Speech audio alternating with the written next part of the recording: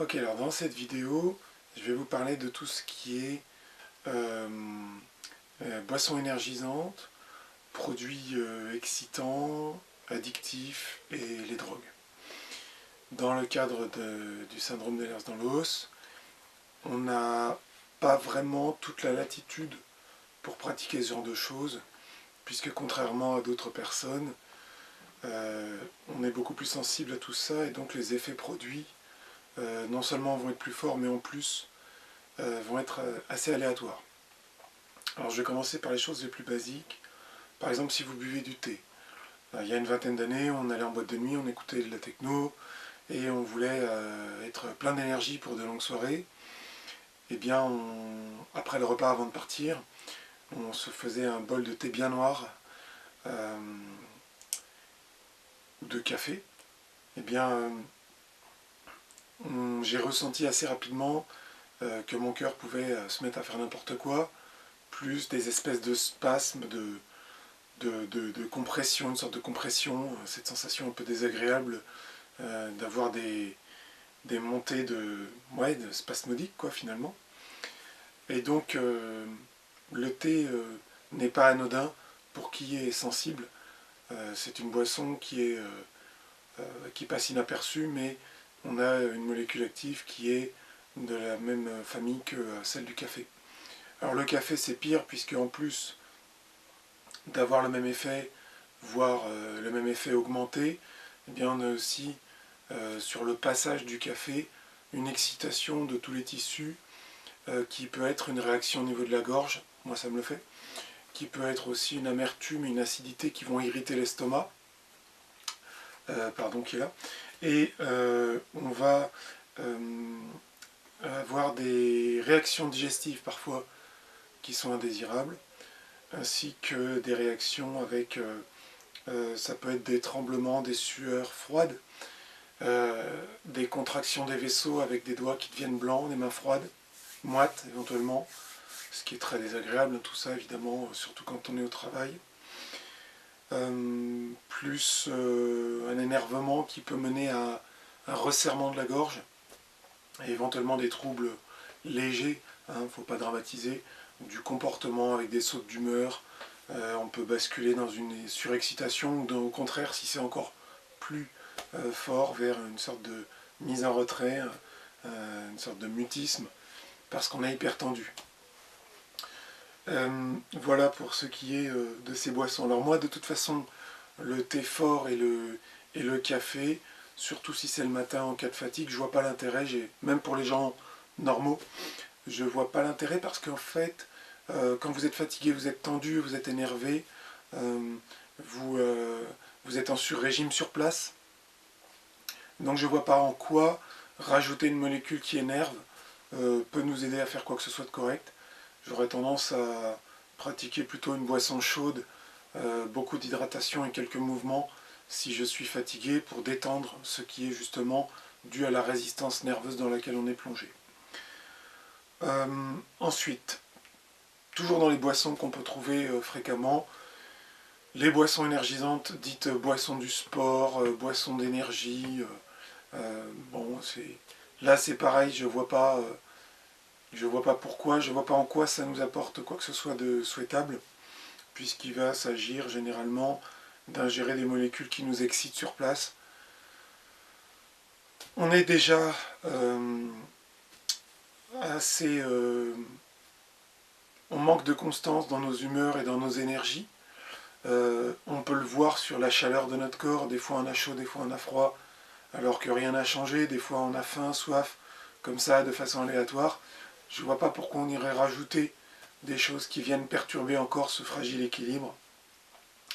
Et ces boissons dites énergisantes, elles ne sont pas énergisantes, elles n'apportent pas une énergie. Elles vont vous permettre de puiser dans vos énergies, mais si vous en manquez parce que vous êtes fatigué, vous allez puiser quoi? Vous allez encore créer de la tension nerveuse, de la tension musculaire, des acouphènes, des crampes, des contractures, des sensations de froid, voilà, c'est pas souhaitable. Je vois pas l'intérêt. Moi j'ai pratiqué, hein, notamment dans le sport, puisque je commençais en me disant, avec mes a priori, je vais manquer d'énergie, il faut que je m'aide. Mais non, pas du tout. Euh, C'est un coup à faire des claquages dans le sport, c'est un coup à attaquer trop fort des séances de sport, passer par-dessus des échauffements qui sont quand même quelque chose qui est à faire de façon progressive, avec de la précaution. Là, on arrive énervé, on se sent super puissant, puis en fait, au final, voilà. Concernant le sommeil, c'est pareil avec ces boissons. Si vous les buvez après 20 heures, eh bien, bonne chance pour trouver le sommeil, parce que vous allez être tendu, et même au-delà du musculaire, tendu nerveusement, et même si vous ne le sentez pas dans les nerfs, vous allez créer une suractivité cérébrale qui n'est pas nécessaire, mais même en milieu de journée, je veux dire, vous êtes déjà assez, assez capable comme ça quand vous êtes disponible et en forme. Je dirais qu'il vaut mieux gérer son sommeil, sa nutrition, ses états d'âme et son effort quotidien dans la douleur et dans la fatigue pour pouvoir être performant, faire des pauses régulières, plutôt que d'aller tricher avec des apports de choses qui sont de la taurine, de la carnitine, de la caféine, enfin des trucs qui, bon, moi, me semblent complètement artificiels et non souhaitables, surtout pour notre condition, mais encore même pour personne, je ne vois pas l'intérêt.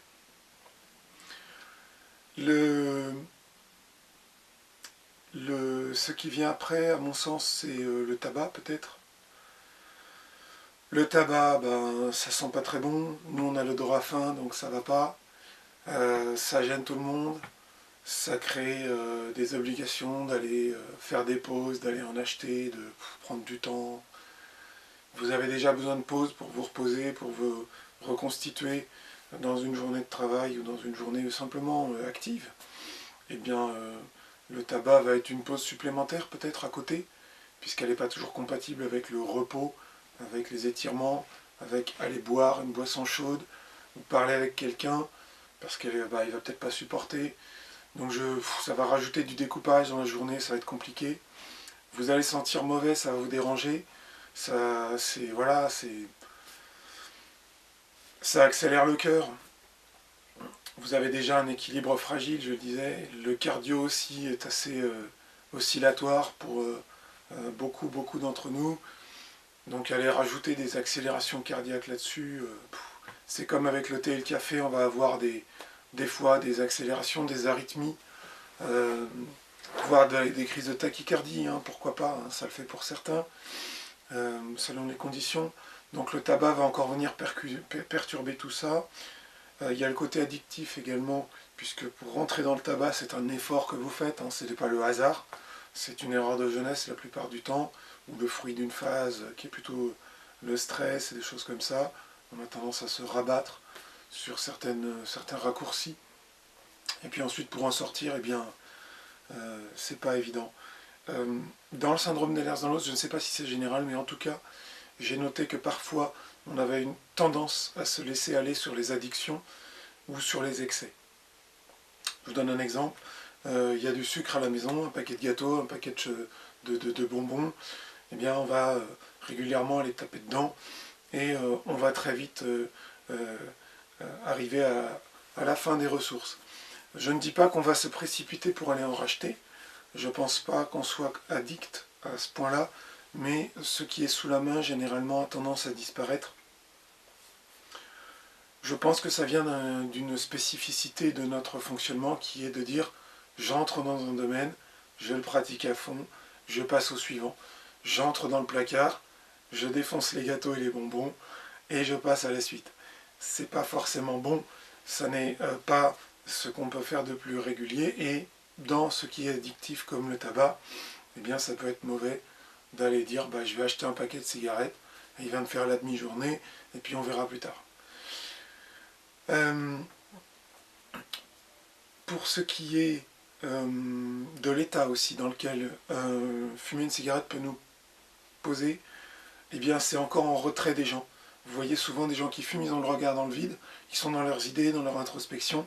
Nous on est déjà très en retrait, très introspectif par phase. Je ne sais pas s'il est bon de rajouter l'introspectif du tabac et la pause coupure que la cigarette engage. Alors après la cigarette, on peut voir ce qu'on peut ajouter dans le tabac. Je parle du cannabis. Le THC, ça a un effet introspectif très fort. Donc là aussi, on est sur la même piste. Est-ce qu'on veut ça? Est-ce qu'on l'a pas déjà assez en nous? Cet effet est ajouté d'un effet qui peut être des montées très fortes. Le cannabis est très violent. Il ne faut pas le dénigrer, il ne faut pas le diminuer, même si aujourd'hui il y en a partout, que c'est pas très cher, que c'est banalisé, qu'on parle même de légaliser. Moi je trouve ça fou, quoi. C'est une drogue qui est violente dans l'effet qu'elle produit, la montée est très forte. Que ce soit sur l'effet de résine avec une montée très rapide, ou que ce soit avec la forme herbeuse qui est beaucoup plus vicieuse puisqu'elle monte moins vite mais beaucoup plus fort ensuite. Ça peut avoir un effet de surprise dans les deux sens, et cette surprise peut se traduire par des crises d'angoisse, des montées de tachycardie, des arythmies, des tensions extrêmes qui sont très mauvaises puisqu'on peut avoir des apparitions d'acouphènes, de l'érosion d'os puisqu'on a des tensions extrêmes autour de, par exemple, des cervicales qui peuvent arriver avec les trapèzes, et donc les acouphènes arrivent aussi. Tout ça c'est que du mauvais, quoi. Trembler, avoir froid, les doigts tout blancs, les vaisseaux qui se ferment, des sueurs froides, c'est très gênant. Voilà, ça peut arriver pour la première fois, ou même vous êtes habitué et puis il y a des fois où ça marche pas comme vous voulez et hop vous tombez dans un bad trip sur les symptômes. Le bad trip ça peut aller beaucoup plus loin, surtout s'il y a de l'alcool avec, puisque vous pouvez tomber vers un trip mental duquel vous allez avoir du mal à sortir et qui peut être particulièrement angoissant. Dans les cas extrêmes, il y a des gens qui ont mis longtemps à redescendre, voire qui ne sont pas redescendus. C'est rarissime, je sais bien, mais il faut en parler puisqu'on est là pour le faire. Pour ce qui est des drogues dites plus dures, qui ne sont pas toujours dans les faits, comme la cocaïne, très très piégeux. La cocaïne, ce n'est pas une drogue dans le sens où vous êtes drogué, vous avez des effets psychotropes de folie, vous êtes pris dans un monde, pas forcément.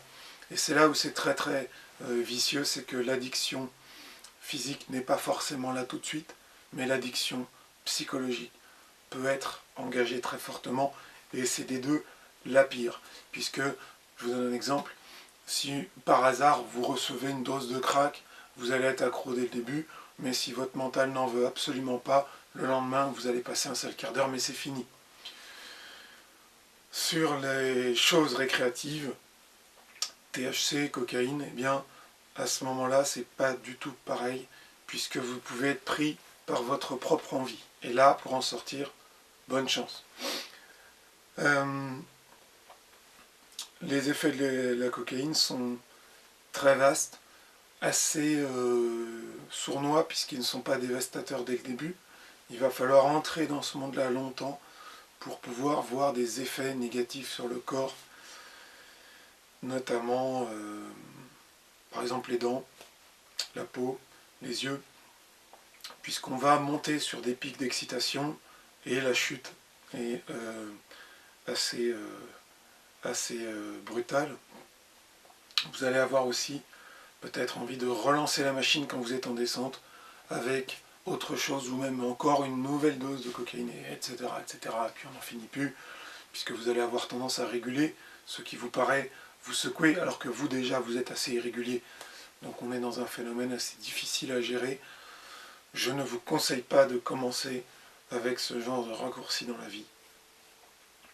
Pour tout ce qui est drogue, je dirais captivante, je ne sais pas, encore plus apprivoisante, encore plus addictive, eh bien avec des choses comme le crack, l'héroïne et des choses comme ça, eh bien vous allez tout simplement entrer en enfer par la grande porte.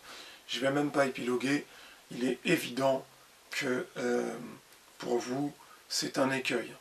Là, c'est désastreux puisque les effets sur le corps sont tellement multiples et tellement profonds.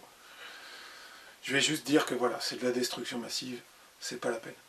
Après, il y en a qui auront peut-être envie de faire des expériences avec tout ce qui est champignons et acides, comme psylo, LSD, etc. Pareil, de la même façon, vous allez entrer dans des trips psychologiques extrêmement violents qui, si condition A, condition B, condition C, réunies ou pas, vont peut-être vous échapper à votre contrôle et vous plonger dans ce qui peut être des expériences. Je ne dis pas qu'elles ne peuvent pas être agréables, mais je dis que majoritairement, il se peut qu'elles soient désagréables par l'effet de surprise et de peur, de panique qui peuvent arriver, et l'emballement cardiaque, l'emballement psychologique qui peuvent survenir derrière peuvent être extrêmement forts. Et également, il y a aussi une possibilité d'avoir du mal à redescendre de ces tripes-là. Donc voilà, le syndrome d'Ehlers-Danlos n'est pas tout à fait compatible avec la prise de drogue, vous l'aurez largement compris avec cet extrait-là. Les drogues, c'est bien souvent des choses qui passent inaperçues. Je finis sur l'alcool volontairement, puisque c'est une drogue qui est d'une grande violence pour le corps, bien qu'un verre de vin ne soit pas mauvais, délétère. La bouteille de vin, pour nous, peut avoir des conséquences qui sont difficiles à mesurer, puisqu'on est sur du moyen et long terme, mais qui sont mauvais. Je vais vous citer sur le côté immédiat la vasodilatation due à l'alcool. Si vous buvez, surtout si en plus il fait chaud, là vous allez devenir hyper laxe au niveau des vaisseaux, vous allez avoir des veines qui sont énormes, vous allez avoir des gonflements, des inflammations. L'alcool est inflammatoire, il est acidifiant pour le corps, vous allez monter votre corps en acidose. C'est quelque chose que vous ne voulez surtout pas, puisque l'acidose est un ennemi majeur pour vous dans votre équilibre. L'alcool attaque le foie. Alors, sur le côté immédiat, oui, bon, on s'en remet, hein, même sur une grosse cuite, même si on a été malade, etc., on s'en remet, mais il attaque le foie. Le foie, c'est quand même un haut lieu du tri, du nettoyage et de l'assimilation de choses dont vous avez besoin dans votre corps. Je pense que vous faites sûrement attention à ce que vous mangez, vous faites sûrement des compléments alimentaires. Venir bousiller tout ça avec des excès alcooliques, c'est forcément très mauvais. L'alcool est addictif à moyen et long terme. Si vous trouvez le calme à travers l'alcool, parce que vous êtes tendu, parce que ça vous détend, faites bien attention. C'est un piège. Essayez de trouver le calme en ayant une activité sportive. J'ai parlé du froid dans une autre vidéo. Le travail avec le froid peut vous détendre. Méditation, tai chi, qigong, yoga, tout ça c'est parfait. L'alcool, c'est un raccourci qui peut mener à des problématiques assez lourdes. L'alcool en plus, sur le passage, attaque les cordes vocales, la gorge. Vous avez les cordes vocales et la gorge fragiles. Donc l'alcool va venir dilater et sécher tout ça en même temps. Ça a un effet un petit peu... ouais, c'est semi-mécanique, enfin, ça attaque les tissus, quoi, tout simplement. L'estomac, c'est pareil, si vous prenez des médicaments, si vous avez l'estomac fragile, l'alcool va venir renforcer encore ces attaques typiques de l'alcool et acides aussi, qui s'en suivent. Surtout si vous prenez cet alcool avec des sodas qui sont acides, sucrés, gazeux. Ouais, c'est... Le gaz du soda, c'est aussi augmentation de l'hernie hiatale, des reflux gastriques, les attaques acides qui remontent sur les cordes vocales, encore les cordes vocales qui sont touchées. Donc voilà, l'alcool, pas bon du tout pour la circulation sanguine. C'est un piège de penser que vous allez vous détendre avec des artifices, que vous allez aller mieux avec des raccourcis, et que vous allez pouvoir utiliser ces choses quand bon vous semble. Non, parce qu'elles ont un côté addictif. Alors, je pense au mot anglais drugs pour les médicaments. Les médicaments, je les mets dans les choses qui peuvent être assimilées aux drogues. On a souvent besoin de médicaments dans notre traitement global. C'est vrai, ceci dit, vous pouvez mettre votre propre jugement là-dedans. Vous pouvez avoir recours à votre discernement pour dire, voilà, est-ce que je vais prendre du médicament massivement toute ma vie et sans réfléchir? Ou alors, est-ce que je vais essayer de tendre vers une autonomie, vers l'exercice, vers la volonté, vers la confrontation? Est-ce que je vais aller faire mes propres expériences pour pouvoir essayer d'aller vers le mieux? Est-ce que je vais mettre à contribution mes capacités mentales et physiques pour essayer de sortir du handicap peu à peu? J'en suis sorti, j'ai eu des phases très difficiles. Aujourd'hui, j'arrive à aller au sport 3-4 fois par semaine. J'ai des loisirs aussi. J'arrive à avoir une vie quotidienne classique. Malgré la gêne, quoi. Hein. Vous entendez ma voix, mes lombaires me font mal, j'ai des acouphènes permanents, mes cervicales sont douloureuses. Mais je ne suis pas impotent. Je l'ai été, j'ai été touché il y a certaines périodes, 2-3 ans en arrière, lourdement, jusqu'à perdre jusqu'au moral, hein, ne plus avoir envie de rien. Mais j'ai remonté la pente avec les exercices, avec la nutrition, les compléments, avec cet équilibre qui est très fragile pour nous, auquel vous devez tenir. Évidemment, les excipients, les excitants, les drogues, toutes les tricheries vont venir perturber votre travail si toutefois vous avez décidé de faire un travail. Voilà.